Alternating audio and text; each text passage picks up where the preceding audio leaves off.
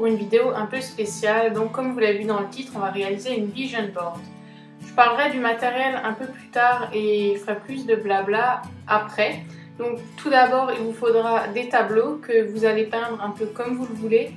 Donc j'ai décidé de partir sur un fond assez basique. J'avais pas envie de me casser la tête sur le fond, sachant que j'avais plus axé mon projet sur les embellissements et les photos. Du coup, je vais simplement venir prendre du violet, du rose et du bleu que je vais venir peindre de manière très aléatoire. Et après, je vais donc venir les recouvrir de gesso plusieurs fois pour avoir un effet vraiment fondu et ne pas avoir les couleurs qui prennent toute l'importance. Donc maintenant, on va parler du matériel. Donc il vous faudra des photos ainsi que des citations si vous avez envie. Donc des photos qui correspondent à vos rêves parce que le principe d'une vision board, c'est de mettre vos rêves en évidence. De papier de scrap également, de masking tape.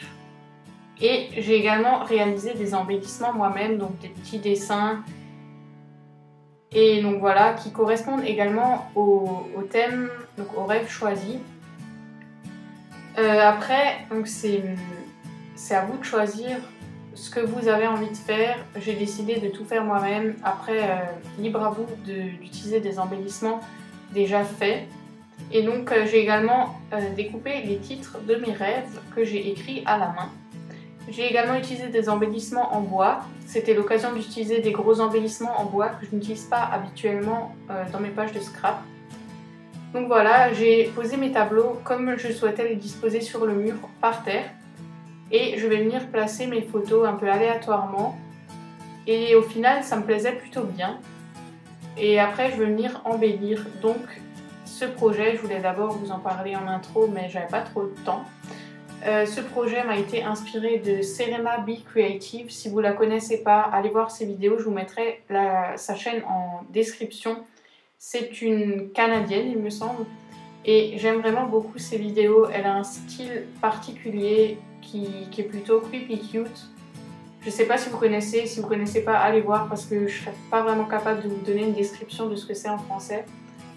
Et voilà, donc je crois que c'est tout ce que j'avais à dire. Donc pour les rêves, vous voyez que j'ai mis tout en bas donc design team. Donc pour plus tard, j'aimerais vraiment faire partie d'une design team. J'ai également mis Tomorrowland, donc c'est un festival en Belgique. Si vous ne connaissez pas, je suis vraiment fan de musique électro, donc ça me ferait vraiment plaisir d'y aller. Après Love, donc je pense comme tout le monde, voilà, l'amour c'est très important et je pense que ça fait partie de la vie. Donc je l'ai rajouté dans mes rêves, même si ça semble évident. J'ai également rajouté donc, tout en haut à gauche, je m'excuse parce que vous ne voyez pas du tout bien, mais c'est travel, donc voyager. J'ai mis aussi les 3 destinations de mes rêves qui sont la Thaïlande, l'Australie et la Norvège.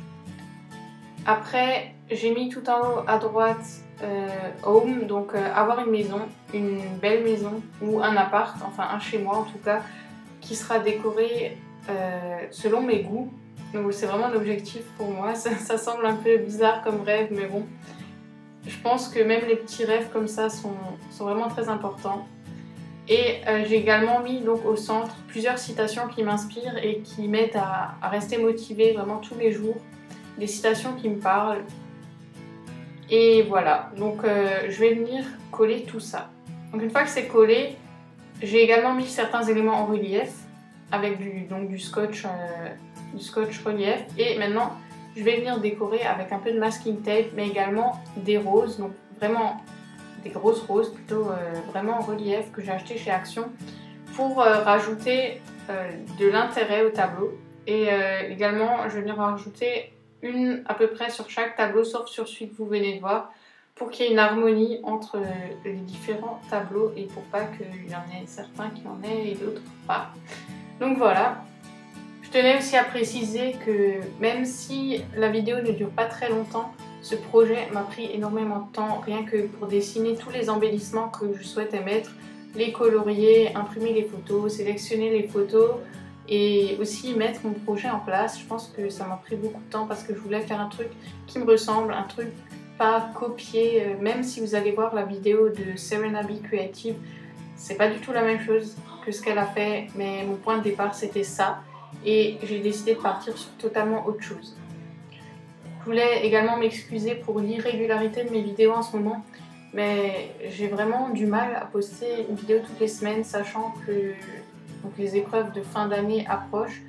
J'abuse peut-être un peu parce que j'ai que le bac français, mais bon, c'est quand même pas mal de boulot.